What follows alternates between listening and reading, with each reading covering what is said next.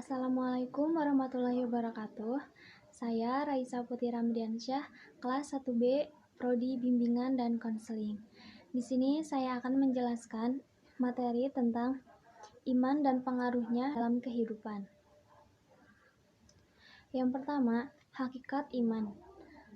Allah Subhanahu wa Ta'ala berfirman, "Sesungguhnya orang-orang yang beriman itu adalah mereka yang jika disebut nama Allah gemetarlah hati mereka, dan apabila dibicarakan kepada mereka ayat-ayatnya bertambahlah iman mereka karenanya, dan kepada Tuhanlah mereka bertawakal. Orang yang mendirikan salat dan yang menafkahkan sebagian dari rizki yang kami berikan kepada mereka, itulah orang-orang yang beriman dengan sebenar-benarnya." Quran Surat Al-Anfal ayat 2-4.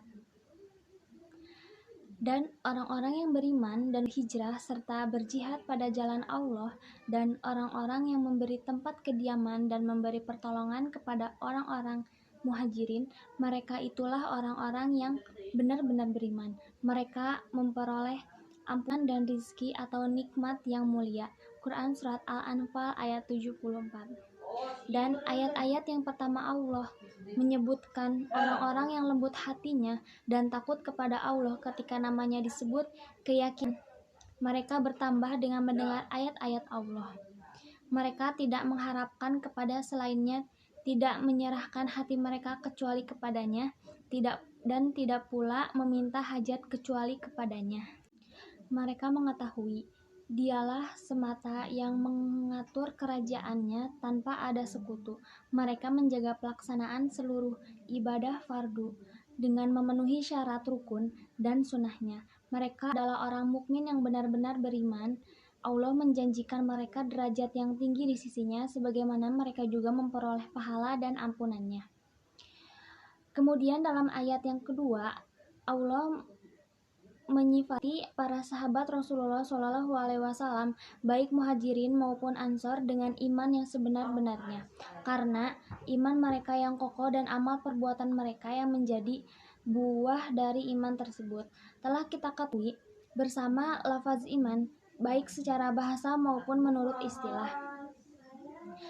Sebagaimana kita juga mengetahui bahwa mazhab Ahlus Sunnah wal Jamaah memasukkan amal ke dalam makna iman, dan bahwa iman itu bisa bertambah juga bisa berkurang. Bertambah karena bertambahnya amal soleh dan keyakinan, dan berkurang karena berkurangnya hal tersebut. Kemudian kita juga mengetahui sebagian besar dalil-dalilnya. Yang kedua, hubungan iman, ilmu, dan amal. Fenomena ini banyak mengelirukan segolongan kita yang kadangkala terperangkap dalam himpitan kalam-kalam yang cuma membawa suatu motif tertentu. Iman, ilmu, amal, sebuah trilogi yang tidak dapat dipisahkan, saling terkait. Iman tanpa ilmu sesat, ilmu tanpa amal sesat, amal tanpa ilmu taklid. Secara susunannya kadang kala terlalu dipertikai akan kepentingan untuk menyusunnya. Ada menyatakan ilmu itu dahulu dari iman, dan ada menyatakan iman dahulu dari amal. Apapun yang pasti, ketiga ini berkaitan antara satu sama lain. Yang pertama, ilmu.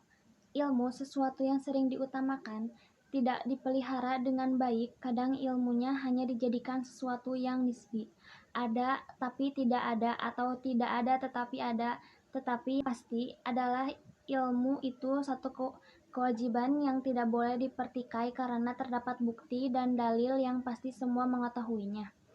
Akhir-akhir ini satu fenomena yang ditemui yang membuat kita ketahui bahwa kadang-kadang seseorang tidak paham dengan ilmu yang dipelajarinya, untuk apa ilmu itu digunakan, akan bagaimana bila mengamalkan ilmu itu. Fenomena klasik tapi tetap membuat kita tidak habis berpikir.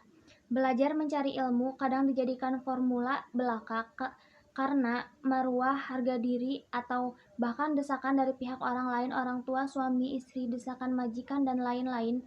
Pada akhirnya ilmu tidak meresapi dalam diri, tidak meninggalkan bekas, bahkan mungkin tidak menjadikan diri lebih baik. Yang kedua, iman. Iman pula melahirkan penyaksian mata, hati, musyahadah terhadap ketuhanan Allah Subhanahu wa Ta'ala pada setiap pandangan. kepada segala perkara. Allah Subhanahu wa taala berfirman, "Wahai orang-orang yang beriman, tetapkanlah iman kamu kepada Allah dan Rasul-Nya." Ayat 136 Quran Surat An-Nisa. Sabda Rasulullah, Allah tidak menerima iman tanpa amal perbuatan dan tidak pula menerima amal perbuatan tanpa iman. Hadis riwayat At-Tabrani. Ayat di atas ditunjukkan kepada orang yang sudah beriman, mereka sudah pun beriman tetapi masih digerak supaya beriman. Iman pada tahap permulaan berdasarkan dalil-dalil dan pembuktian, kemudian mereka diajak pula kepada iman dengan penyaksian mata hati. Menyaksikan rububiyah yang tidak pernah berpisah daripada ubudiyah. Tanpa penyaksian terhadap rububiyah, segala amal tidak berguna karena orang yang beramal menisbahkan amal itu kepada dirinya sendiri. Sedangkan tiada yang melakukan sesuatu melainkan dengan izin Allah Subhanahu wa taala, dengan kudrat dan iradatnya, dengan haula dan kuwatanya.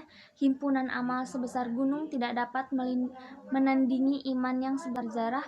Orang yang beriman dan menyaksikan rububiyah pada segala perkara dan semua amal, itulah orang yang memperoleh nikmat yang sempurna lahir dan batin. Karena hubungannya dengan Allah Subhanahu wa taala tidak putus, orang inilah yang berasa puas dengan berbuat taat kepada Allah Subhanahu wa taala dan berasa cukup dengannya. Karena tiada Tuhan melainkan Allah Subhanahu wa taala dan tidak sesuatu perkara melainkan menurut ketentuannya, apalagi yang patut dibuat oleh seseorang hamba melainkan taat kepadanya dan menerima keputusannya. Kesimpulannya, iman merupakan penentu sah sesuatu amalan seorang hamba yang mengaku iman kepadanya. Yang kedua, amal. Amal merupakan suatu aplikasi yang hasil dari gabungan ilmu dan iman. Karena kebenaran iman dapat dilihat amal soleh seseorang. Allah bersumpah demi sesuatu perkara melainkan menurut ketentuannya, apalagi yang patut dibuat oleh seseorang hamba melainkan taat kepadanya dan menerima keputusannya. Kesimpulannya, iman merupakan penentu sah sesuatu amalan seorang hamba. Sungguhnya manusia itu rugi andai beriman tanpa amal. Allah Subhanahu wa taala berfirman, "Demi masa sesungguhnya manusia berada dalam kerugian, kecuali orang-orang yang beriman dan mengerjakan amal soleh serta saling menasehati untuk kebenaran dan saling menasehati untuk kesabaran." Quran Surat Al-Asr ayat 1-3. Allah tidak menerima iman tanpa amal perbuatan dan tidak pula menerima amal perbuatan tanpa iman. Hadis riwayat At-Tabrani. Berdasarkan bukti dan dalil di atas, tidak sempurna iman dan ilmu seseorang itu melainkan dengan disulami dengan amal yang terhasil kefahaman dari ilmu dan penyatuan yang hadir, hasil penyaksian bahwa ia benar dan hasilnya anggota badan itu yang bergerak demi merealisasikan ilmu dan iman dengan amalnya.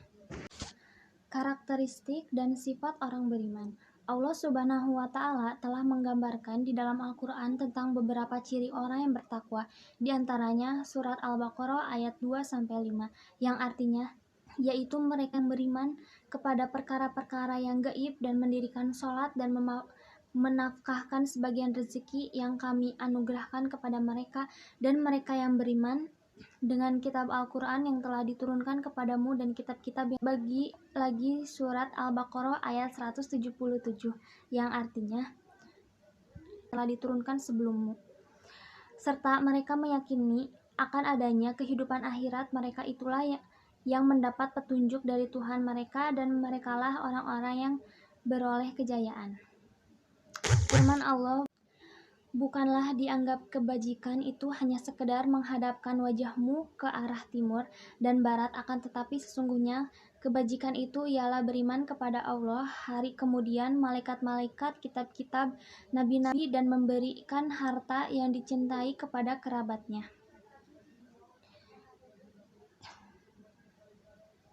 Anak-anak yatim, orang-orang miskin, musafir yang memerlukan pertolongan, dan orang-orang yang meminta-minta, dan memerdekakan hamba sahaya, mendirikan sholat dan menunaikan zakat, dan orang-orang yang menepati janji apabila dia berjanji, dan orang-orang yang sabar dalam menghadapi kesempitan, penderitaan, dan di dalam peperangan. Mereka itulah orang-orang yang benar keimanan mereka. Dengan mereka itulah orang-orang yang bertakwa.